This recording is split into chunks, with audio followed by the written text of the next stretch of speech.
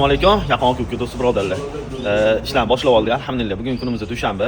Bu yerda bo'lsa 172 ming yurgan Yuvan Plus BYD Yuvan Plus mashinasini olib qo'yganmiz. Mana Jamshid ekan o'zlari chet tili. Yana men So'qona. So'qona. So'qo yo'llari deyiladi. Bratga gap yo'llar ekan. Respekt sizga aka. Gap yo'q. 172 ming yurgan mashinangiz. 2023-yil mashina. Bu mashinani ko'rsatayotganimiz sababi mana kalotka qolmagan. Kalotkani temirini chiqarib olishgan mana. Kalotka qalinligini ko'rasizlar. Kalotkani ko'rasizlarmi eskisini? Respekt ekan. 3 yilga shikalat mashina kalotka birinchi marta alishyapti. Bunisi ham mayli, kalotka endi orqa alishyapti 172 mingda. Oldi hali alishmagan a? Yo'q. Oldi alishmagan. Oldi hali bor. Oldi bor hali.